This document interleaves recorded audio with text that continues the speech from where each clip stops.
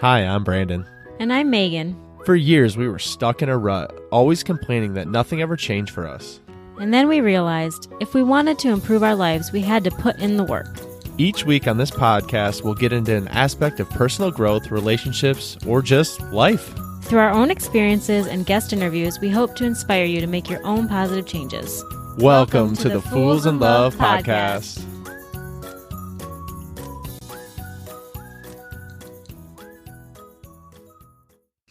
Hey guys, welcome back to another episode of the Fools in Love podcast. Last week, we talked about reevaluating your life's vision and purpose.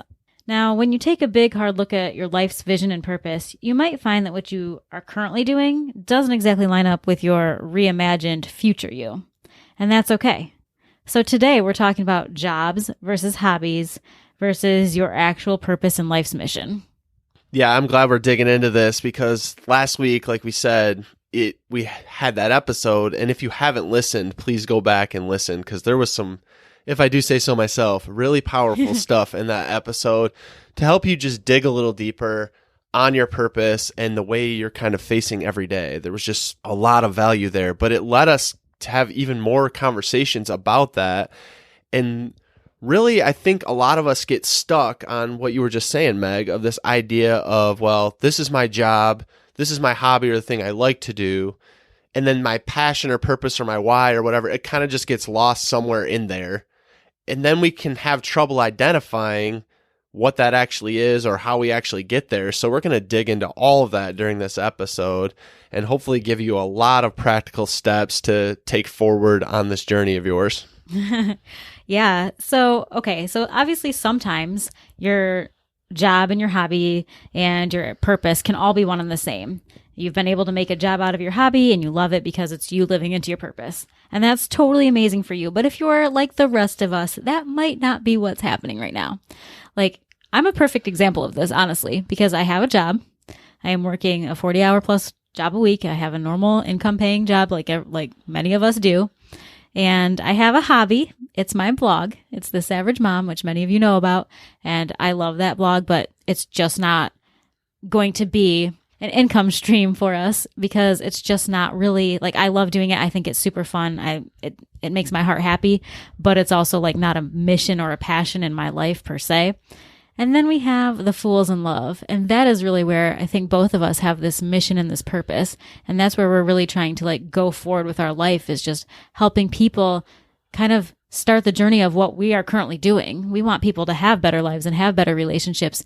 And so for me, I have all three different ones. And I think that hopefully that helps me give a better perspective to those who are kind of struggling to figure out this idea. Yeah, I think if we're being real too, most people fall into the job and they have the job and the job that they hate. Because a lot of people I talk to are not living in a place that you're talking about where, I mean, that's amazing if they are. And I'm very thankful for you if you are. And if you are, please reach out to us. That I just want to hear about it. That is so cool. I love hearing about people's stories, especially when they're leaning into things that they love to do. But I digress. The thing that I hear more often than not, and I've lived this for much of my life, is doing things that I really didn't enjoy doing because I needed to do them. Like, it was just a job that I wasn't finding like any passion or really sinking my teeth into. I didn't enjoy doing it every day, except I enjoyed the paycheck that came in from it. And so you got to really dig in to figure out what that is for you, because I think that's important to note, because most people are like, well, I want to do those things, but I have this thing over here called a job that's making me money, which is awesome. Don't go quit your job by any means. But then they don't ever expand out to see what their passion really is. And then, we've heard it a lot. People die with their dreams. They don't ever actually explore what they wanted to do because they were doing this job thing and trying to get their retirement built up and whatever else, which are all great things. I mean, don't get me wrong, but if they're not ever exploring your passion, then you're going to find yourself in a really unhappy place because you're not doing the thing that you've been called to do. Definitely. And just a side note, I actually really like my job. It just doesn't happen to be my purpose. So I'm totally happy I'm totally happy doing my job every day. I really like it. I think I'm great at it. I think I'm super competent. I think that I can hang out here for a very, very long time. But it does not do the thing that I'm called to do. And I just want to point that out, that you might have a job that's totally, totally cool, and you still might not be living in your purpose. So there's just that little note. Yeah, and I as you were saying that, I think it's important to break that down too. So like, to me, a hobby is just something that you enjoy doing. Mm-hmm. And a job is something that you're doing for the money. The actual money that you're getting from it is the purpose for you doing that job. And then your passion, or your why, is the thing you would do even if money wasn't involved. It's the thing that you would do regardless of what outcome there is. It's just what lights your heart on fire. And so that's the breakdown for that. And I think a lot of times when we start talking about our goals, we start looking at our hobby and we're like, well, I really like doing this, so it'd be cool if I could turn this into a job. And then we do this hobby, but we don't think about it in a job aspect. I mean, it's like, it's something we enjoy doing, but then we get stuck on, well, then how do you turn that into a job? Because you look at it a lot of times like a 9-to-5 job. Like, I need to show up every day for 40 hours a week and do this, because we've all been hammered into the fact that that's what a job is. Like, we got it from the way they set up jobs with this 40-hour work week and the 9-to-5. And it was really built on a concept of factory workers and making sure that they were like getting the job done, but that's not really the case anymore. And so really sometimes you got to break out of that to find your passion, because we can really trip up on that idea that, well, this is something I enjoy doing, but I don't see an avenue to make this a 9-to-5, therefore I can't do it. And so a lot of times when you're thinking about your hobbies, you got to be a little bit careful. And this is the word of caution for today, because when you look at your hobbies, a lot of times you're like, it'd be cool if I could do this as a job. So then you go out and you try to start doing the hobby as a job, but then you still treat it like a hobby. You know, you're not really putting every effort forth into it. And usually you fall back on that crutch of your job to give you the excuse to not really pursue anything further. I would argue that because you're trying to make it into a job, that's why you're failing, because you're missing the whole passion part of it. You're forcing it to be a job. And as we just talked about, a job doesn't necessarily, it's great if they are the same, but they might not be the same. So to try to fit that into that mold might just be a problem that you're having when you can't make it work, because you're making it into something that kind of has that negative connotation that may or may not be something that you're willing to reach for. Yeah, I love that, because you're right. Because like, a hobby is something that you don't really need to see through. It's just something you enjoy. It's fun to do, but I don't really need to see it through. I don't really need to commit to it, because it's just something that I just enjoy doing without much effort. But then, like you said, when you try to make that into a job, then you're taking this positive thing that you enjoy doing and putting it into this negative construct. And then for some reason you wonder why your mindset's messed up when it comes to all of these intermeshing. And I actually love how Trent Shelton says it. He says, if you treat your dreams like a hobby, then don't get mad when your dreams give you hobby results. And that's pretty powerful stuff right there. That's a little bit of an ouchie if you're in a boat like us, where we're trying to make a few things work here. That's right. But I mean, if we're being honest, most of us try to do that. We try to move our hobby into something that can become a job. Or a lot of times we're just like, well, I'm passionate about this hobby, but I don't see how it can become a job. So then we just don't do it at all. And that's the thing that gets you really stumbling to find your purpose, because hobby ultimately is something we love and enjoy, but then a job is something where we make money. So how do you get to the place where you can do something that you have purpose in, that feels like it's like your mission in life that you were put on this earth to do? So before we get into that specifically, can you just tell everybody, because I love your story, can you just tell everybody a little bit about like your struggle with this area and like how you were feeling and kind of how you came to the conclusion and how you came to the ability to go beyond the job thing and really see what the future would hold for us? Yeah, I mean, I found myself at the beginning of this personal growth journey in a place where I was asking some really big questions. And the reason I was asking these really big questions is because I had done everything that the world told me I should do. I mean, I had the wife, I had kids, I had a good paying job, leading a company, and yet I was miserable. I was just unhappy. And so I grappled with that because it was really confusing, because if I have exactly what the world's telling me is a success, then why don't I feel successful? And why don't I feel fulfilled? And why am I put on this earth? Because clearly the thing I'm doing every day is not bringing me joy. So was I meant to be miserable? Was I meant to be this way? Or was something seriously wrong with me to even be questioning that? Like, why am I even asking this? Because the people around me that I see, just in comparison game, which is never a good place to go, they appear to be happy. I mean, they're punching the clock every day. They're fine. They're showing up. They're, going home, watching their Netflix, chilling and moving on. And why am I sitting here struggling and talking about these things and asking those big questions? Like, why am I here? What's my reason for getting up every day? Because at the time where I was asking these questions, I felt really unmotivated to do anything at all, because I felt like I was stuck. I felt like I was cemented in this place that regardless of what I did, this was going to be my life. This is going to be the construct of my life. And this is what every day is going to look like for the next 40 or 50 years. And so if you find yourself in that place, it's very unmotivating, because you feel like no matter what effort you put in, you're stuck. And see, I was living in all of this with that fixed mindset. And the thing is, you can't ask those big questions and be living in the fixed mindset, or you're going to lead yourself into a deep depression, because you can't feel like you can't break out of that cycle. Otherwise, what hope are you ever going to have for the future? So did you start kind of flipping the script on that and being like, well, if I don't like what I see the next 40 or 50 years currently like, do I need to re-envision my next 40 and 50 years? Like, what would that look like for me to not feel like this, not be in this perpetual Groundhog Day, not feel so overwhelmed and just run down and bored and all the things all at once? Like, even conflicting emotions, it seems like you were probably having. Like, how can you be stressed when you're bored, and how can you be all these things, but you kind of were feeling all that? Right. And the thing is, I had to start challenging my beliefs. You're right. I had to challenge how I was feeling, because ultimately it's crazy, because your mind, like, you know you better than anyone else knows you.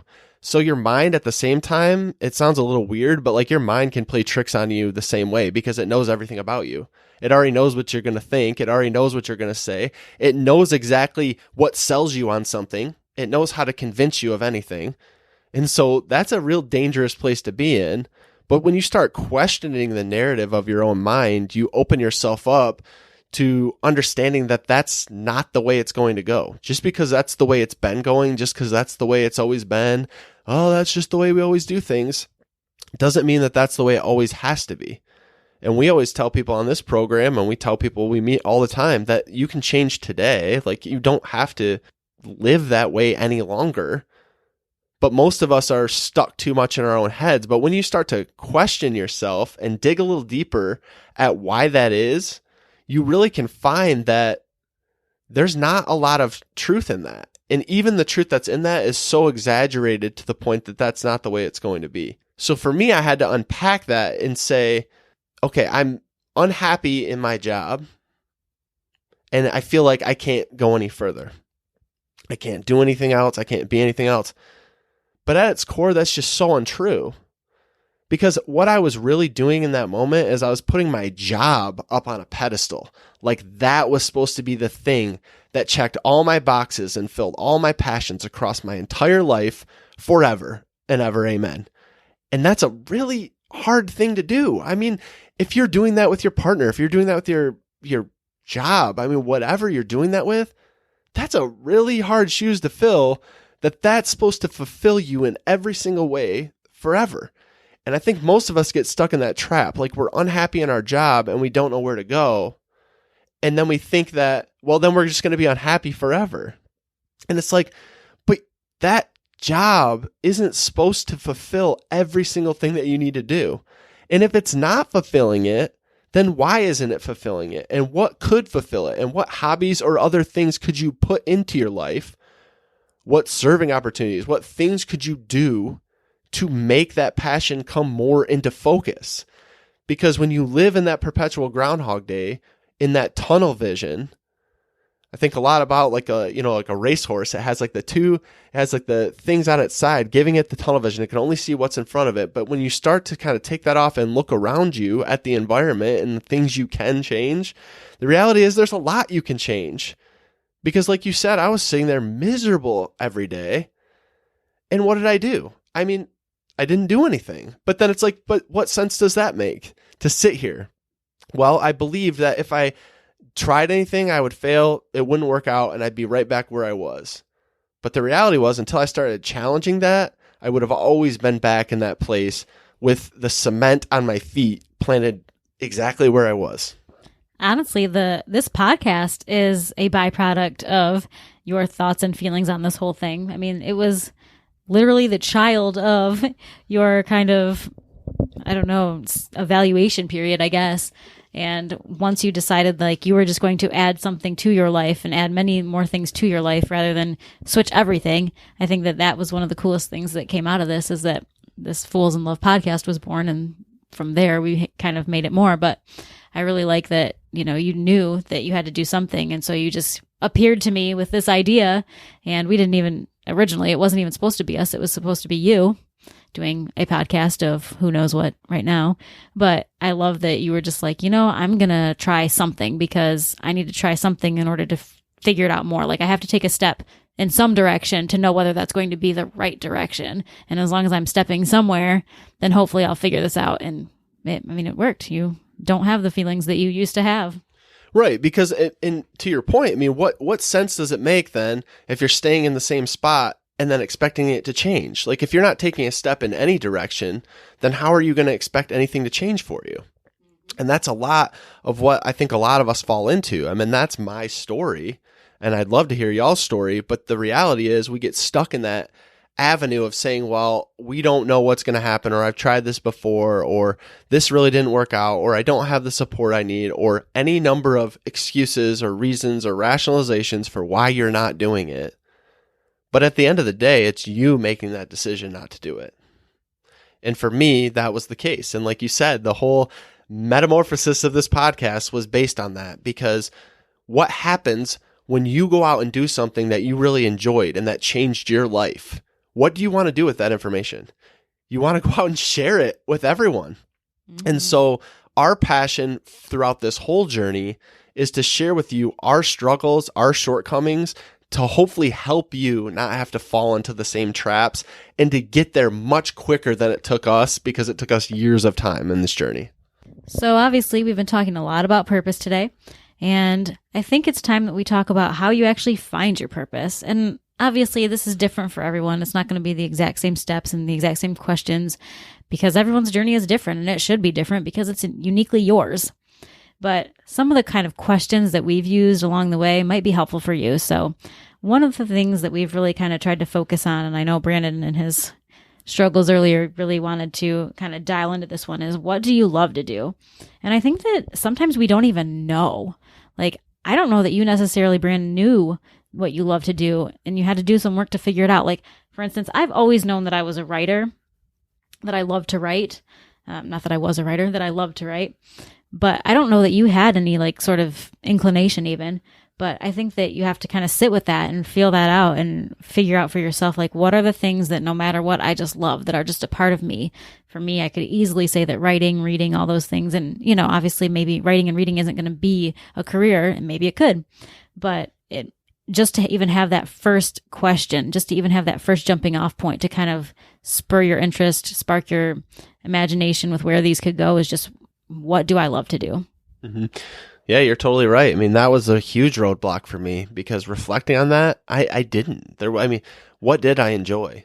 other than like the surface level things. Yeah, Like what did I sports, really you enjoy? Like would've I said loved sports. watching sports, but like I think if I reflect on that, I mean, a lot of like my childhood and life was just sports. Like I like enjoyed playing sports, and I like went to school to like be able to play sports, and like that's just was my mindset on everything. And so then when I didn't have that anymore, I feel like I grappled for a lot of years because I didn't really know. I just kind of floating about doing job and other jobs, and I didn't really know what I even love to do. Like if you would have asked me then, hey, what do you really, love to do?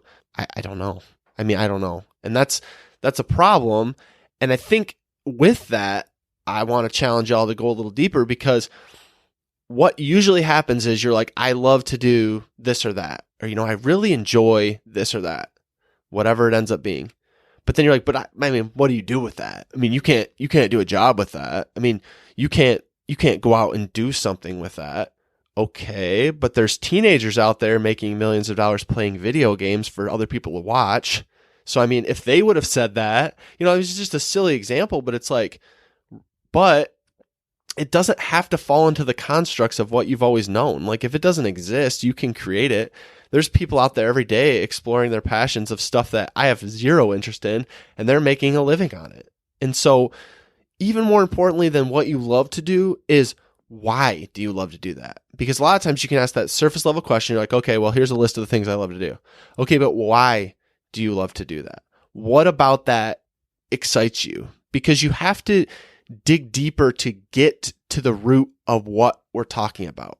Because it's really easy to go through the exercise and say, well, I love sports. I love, watching movies, and, I love running. Okay, but why do you love to do all those things? And if you want to get to the vision and passion and why, you're going to have to then ask additional questions. And one of the easy ways to do it is you can use like an I want because statement, because it really allows you to get to this core and to build a solid foundation to understand you at a deeper level. And basically it goes really easily. It's I want blank, whatever it is, because blank. And you have to dig deeper on that.